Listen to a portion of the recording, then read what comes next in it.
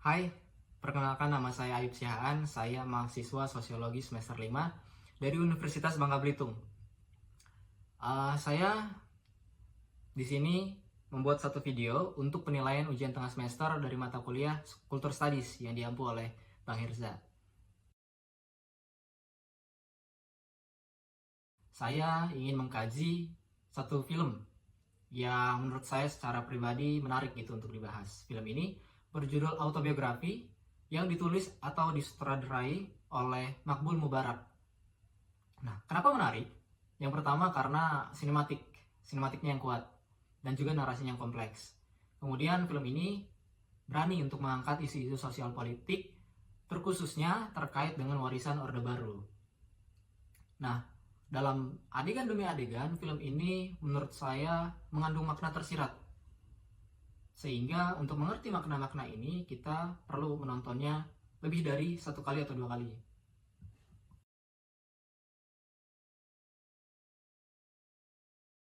Di sini saya ingin mengambil teori dari Max Weber, yaitu teori kekuasaan. Nah, di sini saya ingin menggabungkan teori kekuasaan itu dengan film autobiografi. Max Weber mengatakan bahwa teori kekuasaan itu baik gitu untuk kita pelajari, untuk kita mengerti. Nah, kekuasaan menurut Max Weber terbagi menjadi tiga. Kekuasaan tradisional, kekuasaan karismatik, dan juga kekuasaan legal rasional. Kekuasaan tradisional menurut Max Weber adalah kekuasaan yang didasari oleh kebiasaan dan norma-norma yang telah berlangsung lama. Nah, kekuasaan ini dapat diterima karena telah menjadi bagian dari norma-norma dan adat istiadat masyarakat sekitar, masyarakat. Dalam film ini, kekuasaan tradisional dapat dilihat ketika Purna dihormati secara berbeda oleh masyarakat sebagai seorang pensiunan jenderal yang kembali ke desanya untuk mencalonkan diri sebagai bupati di sana. Dia hidup atau tinggal bersama dengan asistennya ataupun pembantu rumah tangganya bernama Rakib. Nah, otoritas Purna di sana tidak dipertanyakan, telah diakui gitu oleh masyarakat dan disegani serta ditakuti gitu. Pada suatu ketika mereka pergi untuk kampanye. Rakib yang membawa mobil nggak sengaja nabrak pagar masjid.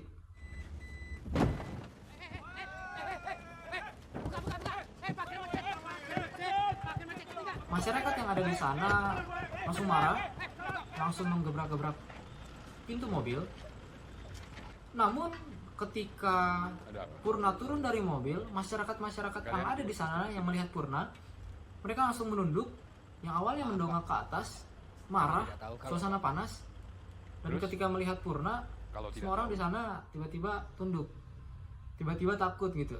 Kehadiran Purna sebagai figur senior yang dihormati dan berpengaruh membuat masyarakat yang di sana patuh. Seolah-olah tradisi dan otoritas yang Purna bawa membenarkan segala tindakannya. Ini adalah contoh nyata kekuasaan tradisional di mana Purna sebagai simbol otoritas yang dihormati di sana mampu meredam konflik hanya dengan kehadirannya saja. Yang kedua adalah kekuasaan karismatik. Weber mendefinisikan bahwa kekuasaan karismatik sebagai bentuk kekuasaan yang muncul dari sifat luar biasa seseorang dan juga karisma seseorang. Nah, kekuasaan karismatik ini tidak didasarkan pada aturan ataupun norma-norma yang ada dalam masyarakat, melainkan pada kemampuan seseorang untuk mempengaruhi seseorang yang lain dan juga menginspirasi orang lain melalui karisma pribadinya.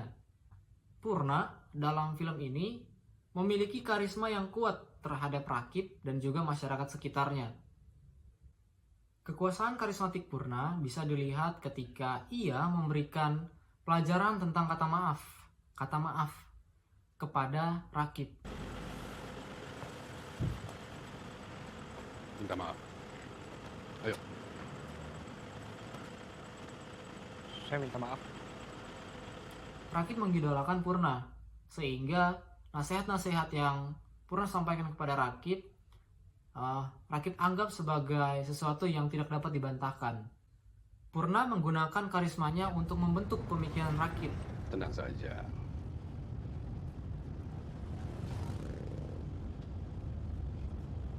Kamu bisa merasakan tadi betapa magisnya kata maaf. Dia bisa mengubah marah menjadi hadiah. Dan benar saja Rakip menerapkan ajaran-ajaran tersebut dalam hidupnya. Nah, ini bisa kita lihat ketika Rakip membujuk seseorang yang bernama Agus. Agus ini merusak poster kampanyenya Purna. Ia merobek-robek. Dan Purna tidak terima dengan hal itu. Dan itu ia rasa sebagai penghinaan. Sehingga Purna meminta kepada Rakip untuk mencari orang itu dan meminta maaf kepadanya. Nah, seperti ajaran yang Purna sampaikan tadi tentang kata maaf, Rakip bertanggung jawab gitu dan membujuk Agus untuk meminta maaf secara langsung.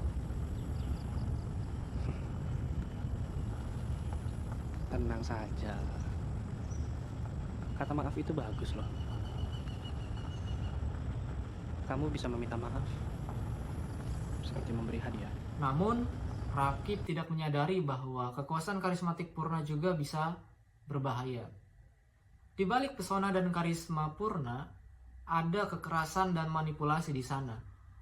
Ini dapat dilihat ketika Agus, setelah meminta maaf kepada Purna, Agus tewas. Hadiah yang dijanjikan oleh kata maaf yang harusnya kedamaian, namun berakhir pada kematian. Ini menunjukkan sisi gelapnya kekuasaan karismatik yang dapat menipu dan juga menghancurkan. Yang ketiga adalah kekuasaan legal rasional. Kekuasaan legal rasional menurut Max Weber adalah kekuasaan yang didasarkan oleh aturan, oleh norma yang rasional dan juga hukum. Kekuasaan ini tidak terikat pada individu, melainkan pada sistem yang adil dan juga hukum yang terstruktur. Dalam film autobiografi ini, kekuasaan legal rasional nyaris tidak terlihat. Purna sebagai figur otoritas beroperasi di luar hukum ataupun norma yang ada dalam masyarakat.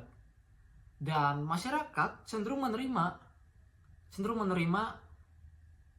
kekuasaan Purna. Ya mungkin karena kekuasaan karismatik dan tradisional yang dimiliki oleh Purna, masyarakat menerima. Ketika Agus meninggal, masyarakat tidak menyalahkan Purna, melainkan menuduh pihak lain. Dan di sini diceritakan bahwa pihak BLTA dan developer yang disalahkan.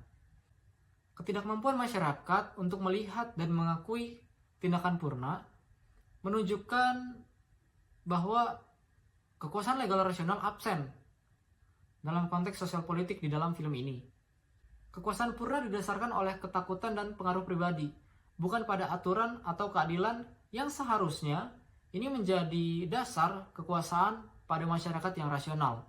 Di sini, Weber mengingatkan bahwa ketika kekuasaan legal rasional itu absen atau tidak hadir di dalam masyarakat, maka masyarakat rentan terhadap manipulasi oleh seseorang atau individu yang kuat dan memiliki karisma, seperti Purna.